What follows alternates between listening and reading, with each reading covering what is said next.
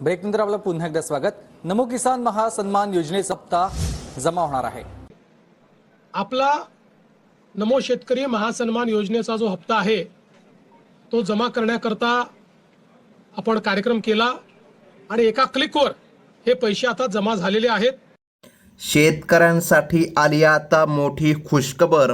नमो शेतकरी योजनेचा 9वा हप्ता आणि 10वा हप्ता दोन्ही हप्ते आता एकत्र शेतकरी बांधवांच्या खात्यामध्ये जमा करण्यामध्ये येत आहे। अखेर रखडलेला हप्ता आता शेतकरी बांधवांना मिळत आहे। म्हणजेच की शेतकरी बांधवांनो, राज्यभरातील शेतकऱ्यांसाठी आजच्या मुहूर्तावर एक अत्यंत दिलासादायक बातमी समोर आली आहे। नमो शेतकरी महासन्मान निधी योजनेचा जो काय रखडलेला 9वा हप्ता होता तो आता वितरित होत आहे आणि त्यासोबत 10वा हप्ता देखील शेतकरी बांधवांना मिळत आहे। म्हणजे की टोटल 2 हप्ते शेतकरी बांधवांच्या खात्यामध्ये जमा होणार।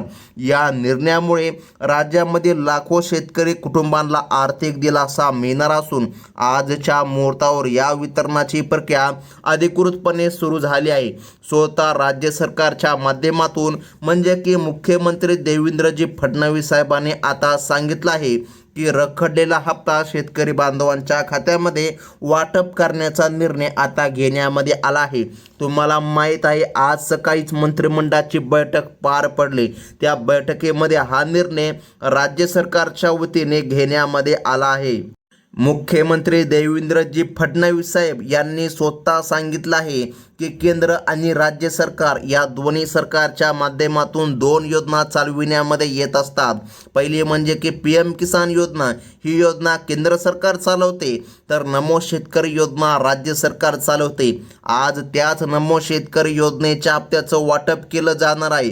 अनेक महिन्यांपासून सुरू असलेल्या चर्चेला आणि अनिश्चिततेला अखेर आता पूर्ण विराम मिळाला असून थेट लाभ हस्तांतर डेबिटीद्वारे ही रक्कम शेतकरी बांधवांच्या खात्यामध्ये जमा केली जात आहे। सरकारच्या या निर्णयामुळे शेती कामासाठी आणि दैनंदिन गरजांसाठी शेतकऱ्याला मोठी मदत होणार आहे, ज्याची प्रतीक्षा ते दीर्घ काळापासून करत होते।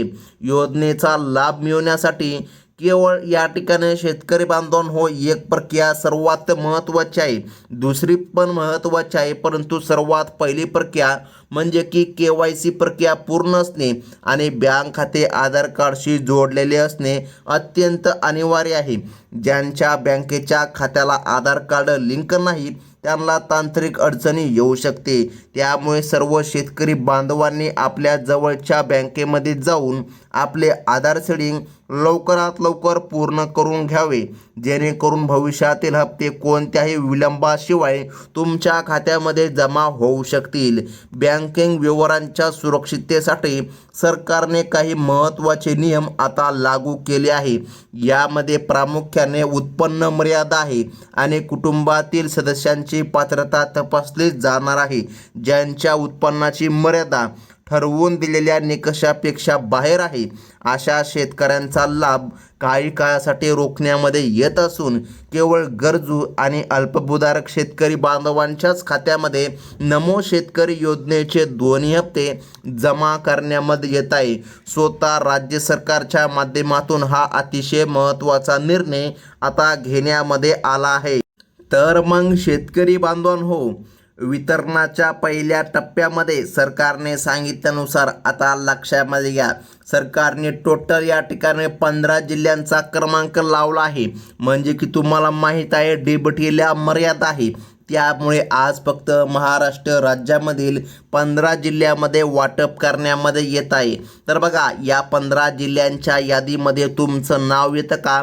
आपण अगदी एका मिनिटामध्ये संपूर्ण यादी बघून घेणार आहोत। बघा, सरकारने सर्वात प्रथम क्रमांकाचा जिल्हा सांगितला पुणे जिल्हा आणि नागपूर या 2 जिल्ह्यामध्ये सर्वात अगोदर नमो शेतकरी योजनेच्या हप्त्याचं वाटप होणार आहे आणि जोमामध्ये वितरण आता सुरू झालं आहे।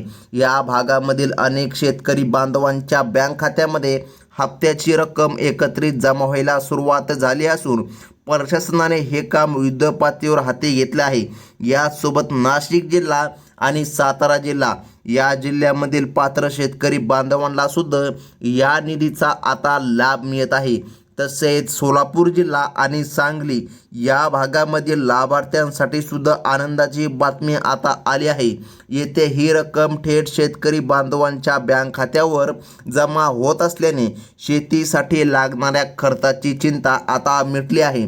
या प्रक्रियेमध्ये गडचिरोली जिल्हा आणि चंद्रपूर बघा या 2 जिल्ह्यामध्ये सुद्धा आजच्या मुहूर्तावर वाटप करण्यामध्ये येत आहे. प्रशासनाने बँकांमधील गर्दी टाळण्यासाठी अतिरिक्त काउंटर उघडण्याचे आदेश बँकांना दिले आहे. त्यामुळे कसल्याही अडचणीशिवाय शेतकरी बांधव त्यांच्या खात्यामधून रक्कम काढू शकतात. इतकेच नाही तर पुढील क्रमांकाचे जिल्हेसुद्धा पाहून घेणं गरजेचं आहे. तर मग महत्त्वाचं म्हणजे की बघा शेतकरी बांधवांनो, धुळे जिल्हा आणि नंदुरबार जिल्हा या जिल्ह्यांमध्ये सुद्धा ही प्रक्रिया सध्या वेगाने राबविली जात आहे. आजच्या मुहूर्तावर हे होत असलेले वितरण शेतकरी बांधवांसाठी अतिशय महत्त्वाचं म्हणावं लागेल. आर्थिक नियोजनाला आधार आता मिळाला आहे. त्याचबरोबर वाशिम जिल्हा आणि वर्धा जिल्हा या जिल्ह्यामध्ये सुद्धा आज पैशांचे वितरण पूर्ण करण्याच्या सूचना देण्यामध्ये आला असून प्रशासकीय स्तरावर ही कामे आता गतीने सुरू झाली आहे. तर मग लक्षामध्ये घ्या शेतकरी बांधवांनो, बघा आता अकोला जिल्हा आणि पालघर जिल्हा या जिल्ह्यामध्ये सुद्धा हप्त्याचे पैसे जमा करण्यासाठी सरकारने निर्णय घेतला आहे. टप्प्याटप्प्याने हे वाटप संपूर्ण 15 जिल्ह्यामध्ये करण्यामध्ये येत आहे. आता शेतकरी बांधवांनो बघा, तुम्हाला माहीत असेल 18 जिल्ह्यांची यादी जाहीर होत असते, परंतु यावेळी सरकारने 2 टप्प्यामध्ये नाही तर 3 टप्प्यामध्ये वितरण करण्याचा निर्णय घेतला आहे. त्यामुळे कोणत्याही अफवांवर विश्वास न ठेवता केवळ अधिकृत सरकारी माहितीवरच लक्ष केंद्रित करा, कारण यामुळे कोणताही मध्यस्थ तुमची फसवणूक करू शकणार नाही.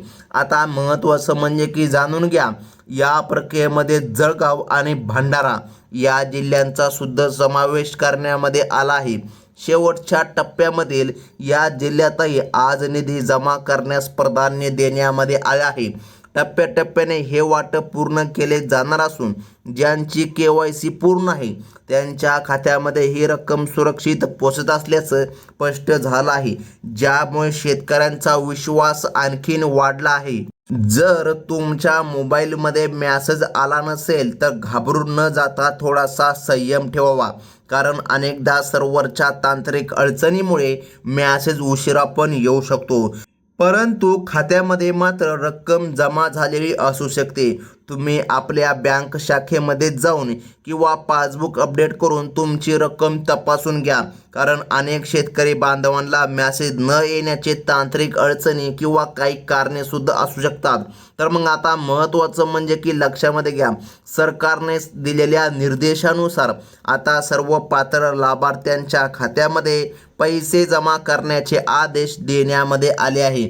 बँकांचा सर्व सुरळीत झाल्यामुळे ही प्रक्रिया आता अधिक वेगाने पार पडत आहे.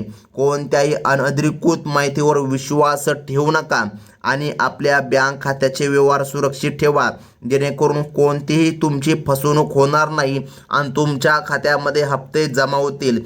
तर मग आता महत्त्वाचं म्हणजे की लक्षामध्ये घ्या शेतकरी बांधवांनो, या योजनेचा लाभ खालील 12 प्रमुख बँकांमध्ये सर्वात अगोदर जमा करण्यामध्ये येत आहे. या बँकांच्या यादीमध्ये स्टेट बँक ऑफ इंडियाचा समावेश आहे, त्यानंतर HDFC बँक आहे, त्यानंतर पोस्ट ऑफिस बँक आहे, त्यानंतर कोटक महिंद्रा बँक आहे. बघा ही 12 बँकांची यादी अतिशय महत्त्वाची आहे. यादी लक्षपूर्वक बघा.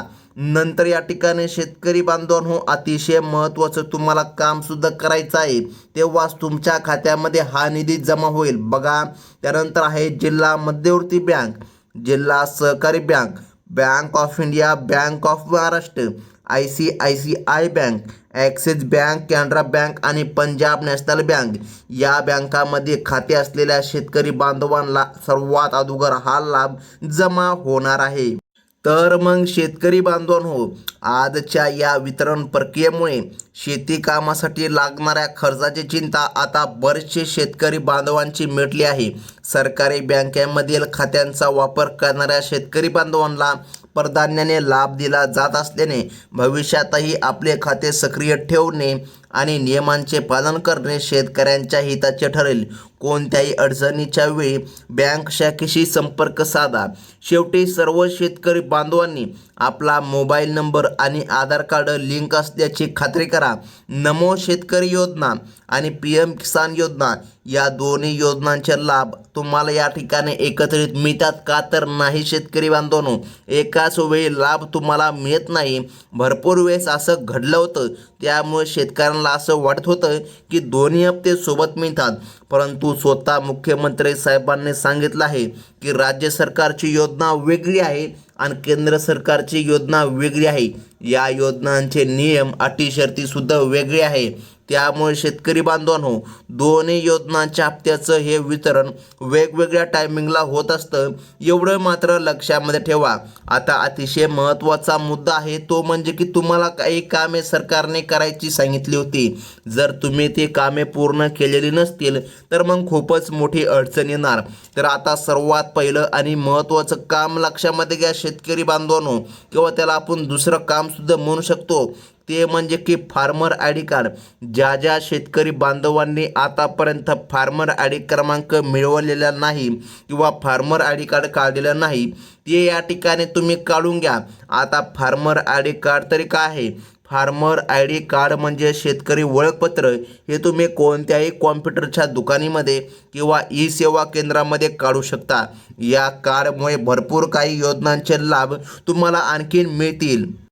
तर मग शेतकरी बांधवांनो, ही होती अतिशय महत्त्वाची बातमी आणि पुढील यादीसुद्धा तुम्हाला या चॅनलच्या माध्यमातून कळविण्यामध्ये येणार आहे.